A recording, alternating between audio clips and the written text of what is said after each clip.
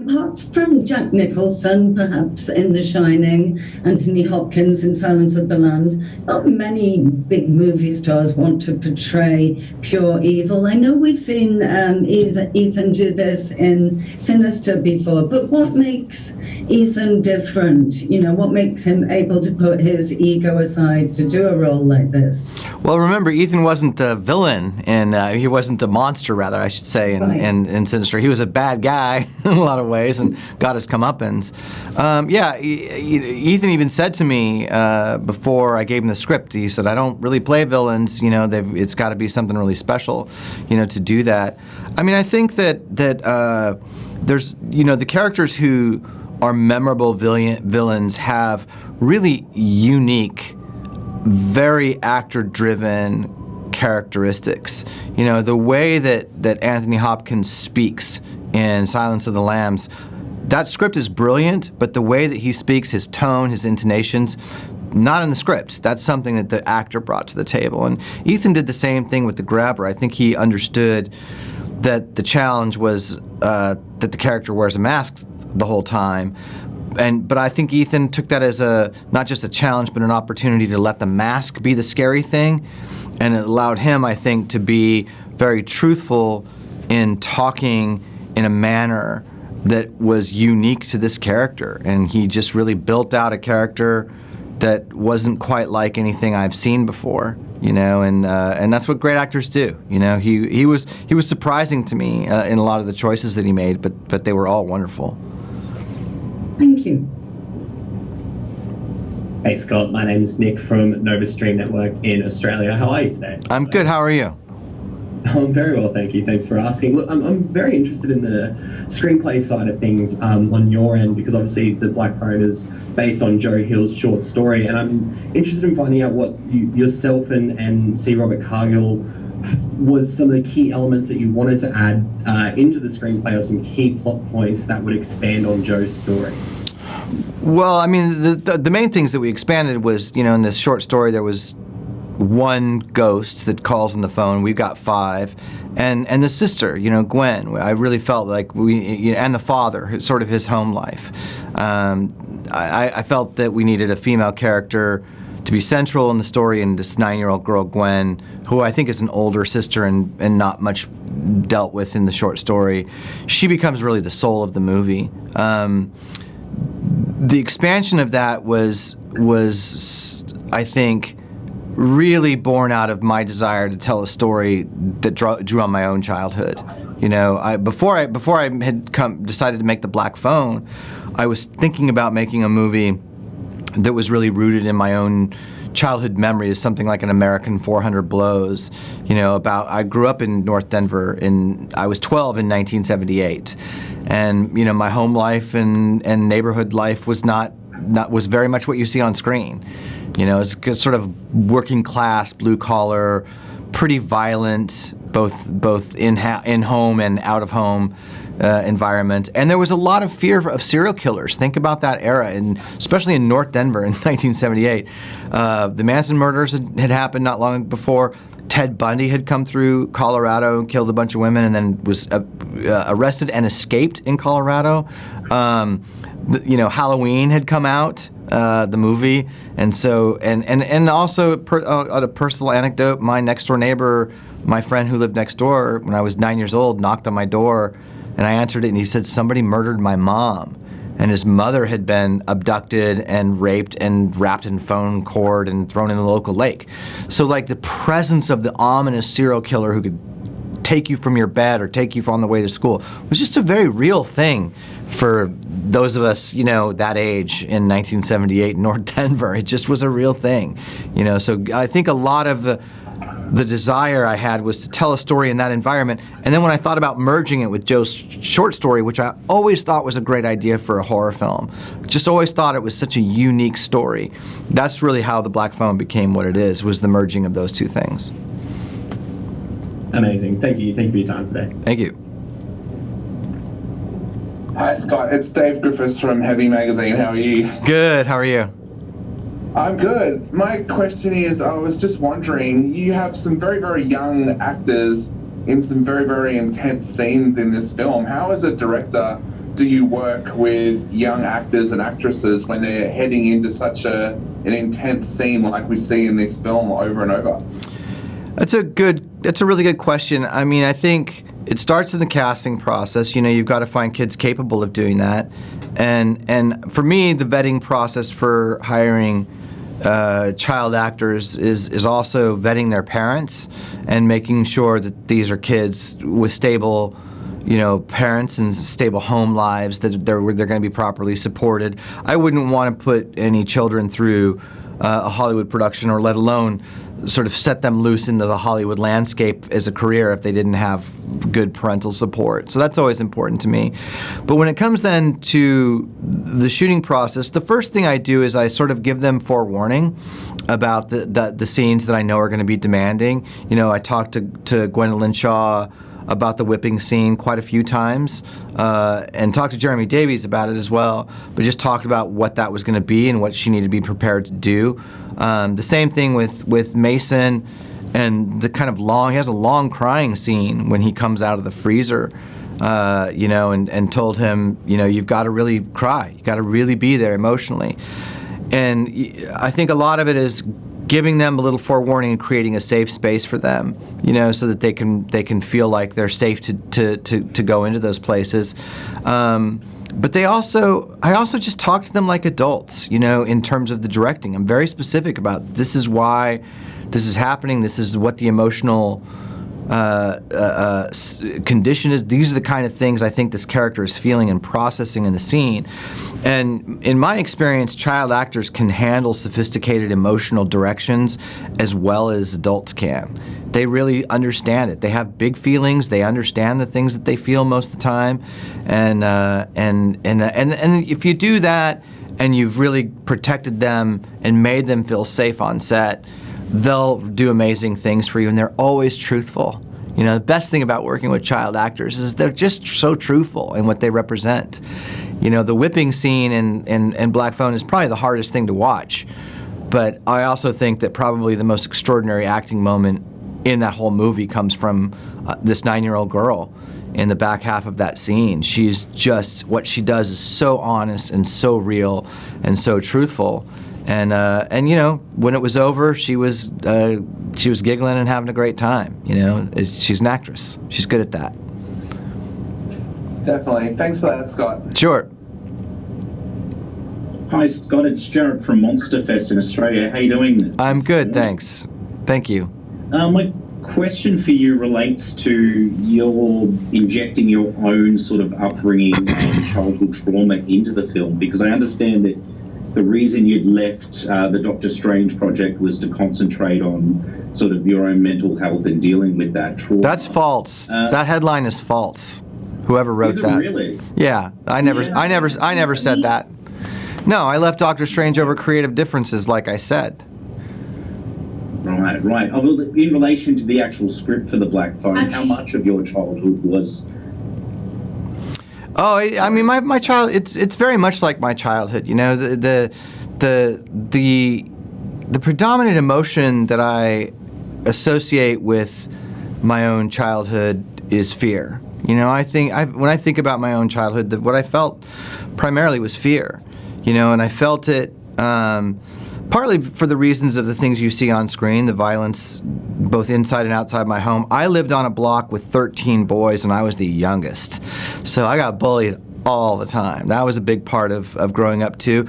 I was also just a neurotic kid, fledgling artist with a neurotic mind, probably. All those things contributed to a lot of really serious, but there were also some real traumas. There were some things that happened to me that were really traumatic, And I think that around that time, when I was working on Doctor Strange 2, and really in the 2 years before that and shortly after that, I just was in therapy, really dealing with a lot of that. Working with a really good therapist and going back and just kind of reckoning with a lot of the roots of why I am the way I am, and that was a very liberating process. That was a really, ultimately, very, really good experience. And so the idea for me in coming out of that was, I thought about trying to make like an American 400 Blows. Truffaut's very autobiographical movie about his own childhood, probably the best child performance I've ever seen. That movie's magical. I didn't think that my childhood was as interesting as his. You know, it wasn't and there wasn't enough in that to make a story by itself. But when I thought about combining it with Joe's short story, I was like, this is a good idea. You know, but it makes it. The film is really personal, you know, and feels really personal, and that's very satisfying, because I think the more personal a storyteller can convey something, it's almost inevitably the more universal it becomes, you know, and the more specific it is to real experiences, the more it tends to speak to people, because people can feel the truth in it, you know. And it's not, I didn't want to make a movie where I was being nostalgic about the era, about the late 70s or the 80s, or I didn't want to try to filter it through other movies and TV shows that we've seen with middle school characters in dealing with the paranormal. I wanted it to feel unique, you know. So that was all drawn from my personal experience, and you know, makes me all the more grateful for it. Thanks, Scott, for the insight. That's terrific. Really appreciate it. Thank you. Hello, Scott. It's Caio from Jovem Pan in Brazil. So you talked to us like your process of your upbringing and how it mixed with this movie and the script. And how do you mix this with the tense feeling that we feel in the movie and the great performances that we got both from a world-class actor and these kids, as you told us, that you try to bring them to a safe space to act. How do you pick everything up and put together to make this horror movie and still scare the shit out of us? Well, that's the trick, isn't it? You know, I think I always had a knack for creating suspense and scariness on screen. It's not unlike comedy, you know. I think that you can't really teach somebody how to tell a joke, and you can't really teach somebody how to make a funny scene. You either have a knack for it or you don't. And I think it's kind of similar with suspense and scariness. There's tricks that you can learn, but for the most part, you sort of have a knack for it or you don't. And I think, as is the case for most creative people, the more you get to practice it, the better at it you can get. So there's certain things I've gotten pretty good at regarding suspensefulness and scariness. But in the end, it really the ultimate and most truthful answer to the question you're raising is that the suspense is effective because we care about the characters. You know, I had 26 pages of storytelling that was really about, in the opening of the movie, that was really all about Gwen and Finney's relationship, this brother-sister bond. And I knew that the movie was going to work if I could create a real bond between the two of them, and I knew that it wasn't going to work if I didn't create a real bond between them. If 26 minutes in we cared about these two kids, the way they root for each other, the way they protect each other, it's why the whipping scene was, you know, I was asked by several people to take the whipping scene out, and I was like, no, the whipping scene the movie won't work without it. That's what makes us care about how these two children back each other and take care of each other. And I think that suspense really only works when you care about the jeopardy of the character that's in the scene. You know, what creates suspense is hope and fear. We hope one thing is going to happen. We hope Finney's going to get out. We're afraid he's not going to get out. We're afraid he's going to get victimized like these other kids, you know? And the way you play on that hope and fear only works if we actually care about that kid. And we hope that Gwen's going to rescue him in time. We fear that she's not going to. We only care about that if we care about that relationship. So in the end, it comes down to not trickery or craftsmanship. It comes down to human beings and like human emotions, human characters, and have we gotten actors who are capable and given the opportunity to portray some real humanity on screen, which I think these two kids do. I think they really carry this movie. The greatness of the film is their performances, the humanity of their performances. And then Ethan's on the other side of the spectrum being so villainous and mysteriously wicked. Thank you, Scott. You nailed this off the park. Thank you. Hi, this is Frank from Berlin. You mentioned the personal moment of the film, and I wonder, was that the main reason for you to return to Blumhouse after 10 years? And I wonder, because they have such an interesting output, can you tell us about the difference between doing Sinister then and this film now for them? I mean, that answer is also going to be really personal, you know. When I made Sinister, I was very much in a place like Ellison Oswalt, like Ethan Hawke's character. I wrote a pretty personally revealing movie then as well. I had just made an event movie that I had made a short. I'd made Emily Rose. It was a big hit. I was, you know, everybody wanted to work with me, and then I made Day the Earth Stood Still, which was a big studio disaster and it wasn't very appreciated. And I was sort of like Ethan's character. I was afraid of losing my status in my workplace, and I was afraid of not making a living and all of that. And I really was trying to deal with the things I was afraid of, because it's really a movie about ambition, you know, and how Ethan's character Ellison was more afraid of losing his financial and mostly his notoriety and status. He was more afraid of losing that than he was about the crazy paranormal things going on in his house, you know. And that's kind of what that movie was about, was trying to reckon with that aspect of my own life at that time. And you know, was in a very different place when I made The Black Phone, and it was having been in therapy for a couple years, dealing with my own childhood, also feeling some joy that I hadn't felt in a long time in my life. You know, there's a lot of love and a lot of hope in The Black Phone. I think it's the most emotional, probably the most hopeful movie I've made. All of that flows out of its relationship and connection to my own personal journey. And I don't think that filmmakers necessarily have to work that way. It just is the way I seem to work well. I think the movies I've made that have connected with audiences have always had a pretty personal connection to me. And the ones that I've done that haven't had so much of that have been the ones that didn't have that. I think that's true.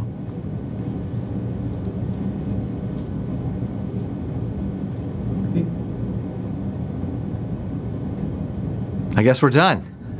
No, I think it's my turn. I was just waiting for the moderator. Anyways, really good from Germany as well. Well, now audiences, one might argue, are getting more and more horror savvy because they have seen like so many films about obsession and possession and serial killers. What does it take, like, to scare actually the audience of the year 2022 effectively, as opposed to, let's say, 5 years ago or 10 years ago? Is it different, actually? Do you need different tricks and techniques? I mean, I think there's some tricks that have gotten tired. I do think audiences they're harder. It's harder to pull off a jump scare than it used to be, for sure. You know, that's really just craftsmanship, though. But I think that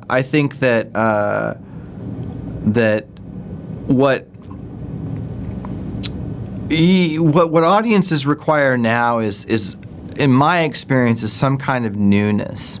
You know, the movies that I see really connecting with audiences have a fresh perspective on something, and I think it's been a lot of more high art directors that have been doing that successfully. I look at Hereditary, you know, or The Witch, which scared the hell out of me.